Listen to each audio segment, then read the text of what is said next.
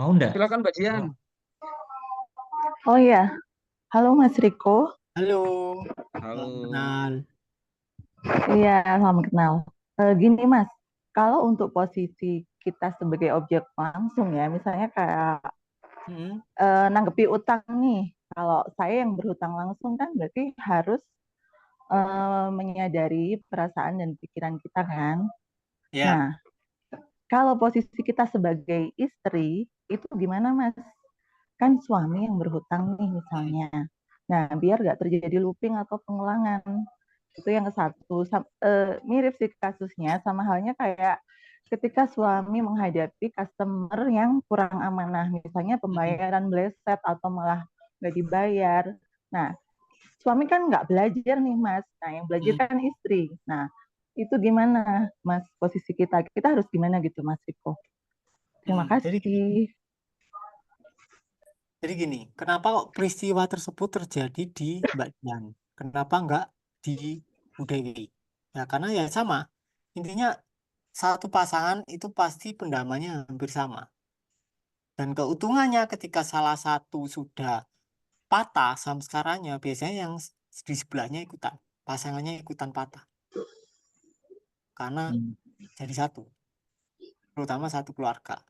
Jadi yang perlu dilakukan adalah intinya gini, intinya itu mau itu suami kita, mau itu anak kita, itu tetap kondisi eksternal. Artinya kalau kita bercermin, rambut kita berantakan atau muka kita belepotan, dicermin kan otomatis belepotan kan.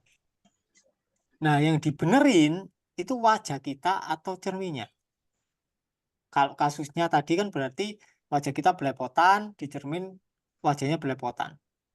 Simbolnya adalah yang belepotan di cermin adalah kasus suaminya punya utang.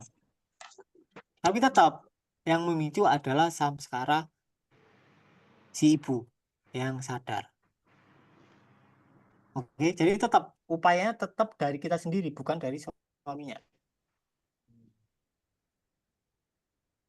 Oke, jadi disadari apapun yang muncul. Jadi ketika suaminya cerita, oh aku hutang gini gini gini, atau misal aku susah bayar gini gini gini. Nah, rasa apa yang muncul di area dadanya dari Budian atau di area lain. Biasanya terutama di area leher. Kalau rasanya nggak nyaman ya sudah diterima saja, disadari, dinikmati sampai benar-benar hilang. Oke, clear? Oke, clear Mas Riko. Jadi sama aja ya intinya ya. Sama aja. Mm. Ini aku bacakan satu lagi Om ya. Nanti jadi biar Hmm. yang ini kan aku ngambil beberapa yang bagus-bagus. Nanti baru teman-teman yang hadir malam ini.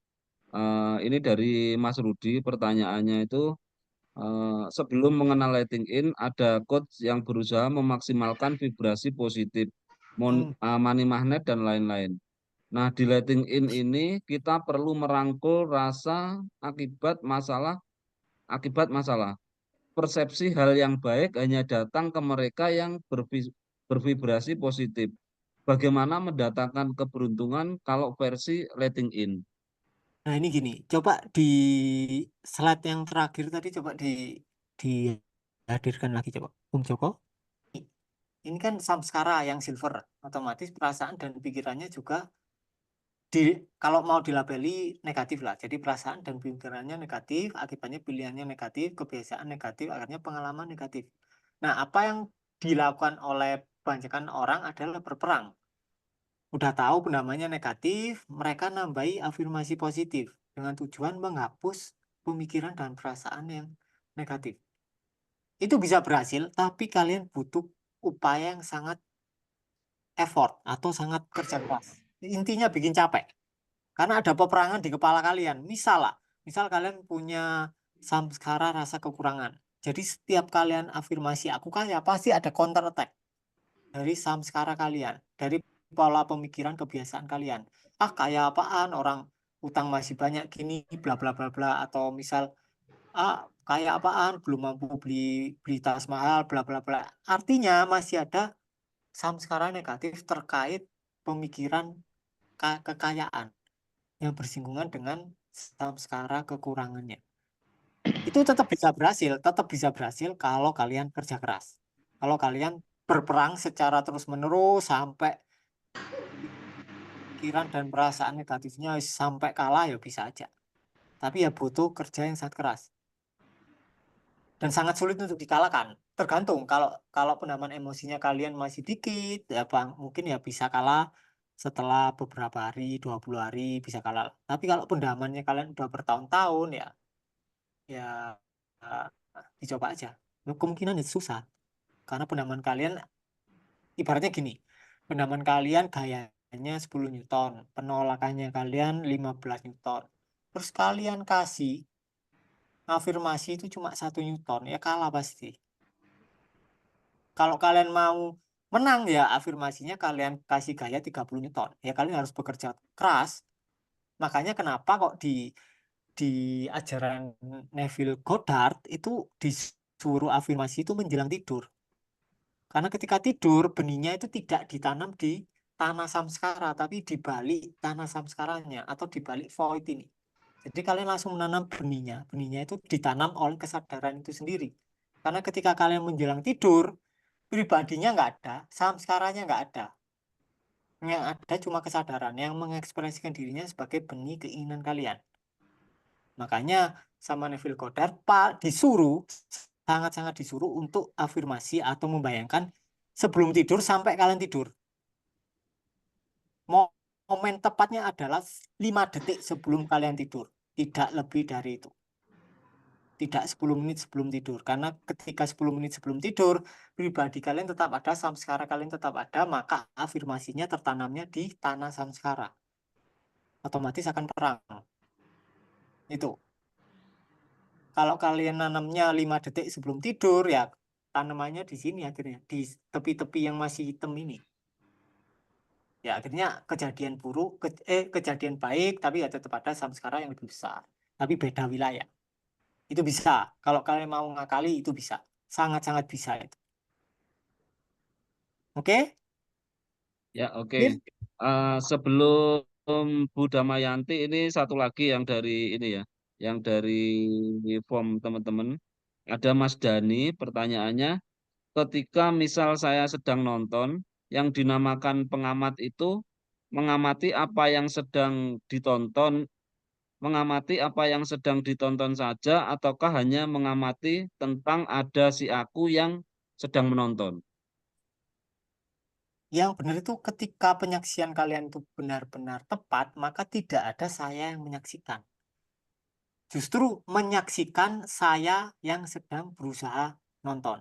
Atau menyaksikan saya yang sedang berusaha menyaksikan. Atau menyaksikan saya yang sedang berusaha meditasi. Oke, jadi pribadinya atau keakuannya harus ditonton. Ini yang lebih penting daripada sekedar menonton objek yang lebih besar. Yang lebih jelas. Kayak pemikiran, perasaan, terus kayak misalnya apa itu? Benda-benda atau nafas atau kalian mungkin senang mengamati titik di dinding. Jadi ada satu pikiran pusat, yaitu satu pikiran aku yang seharusnya disadari terlebih dahulu. Kalau kalian bisa menyadari akunya ini, otomatis menyaksikannya itu dari sumber yang benar. Akhirnya tidak ada penyaksi. Jadi kalian menyaksikan tanpa menyaksi atau menyaksikan tanpa adanya subjek dan tanpa adanya objek otomatis. Ketika subjeknya nggak ada, otomatis objeknya nggak ada. Hanya sebatas penyaksian. Nah ini hasilnya cukup sulit untuk dijelaskan secara verbal. Karena pikiran kalian pasti berusaha memahami kata-kataku. Jadi nggak bisa. Pikiran tidak akan bisa memahami kesadaran. Ibaratnya gini, pikiran itu hanya sebatas karakter di dalam film Kung Fu Panda. Pandanya namanya siapa pandanya? Bung Hari tahu nggak? Po Po. ya. Kan nonton. Nah, artinya Iya lah betul. Po ini berusaha menyadari layar di mana dia muncul. Ya nggak mungkin bisa. Dia malah akan terjebak di fiksasi mental dari layar, bukan di layar yang sebenarnya. Oke? Jadi di belakang Po itu sudah ada kualitas penyaksian yang tanpa penyaksi. Kalian cukup hadir sebagai itu. Itu. Makanya Dari awal tak bilang kita itu sudah ada di garis finish. Yang belum ada di garis finish itu hanya si Riko, si Hari, dan si Joko. Bahkan dikatakan belum ada di garis finish juga salah. Karena si Riko, si Hari, dan si Joko pada dasarnya nggak ada. Itu. Oke? Clear ya? Siap. Oke.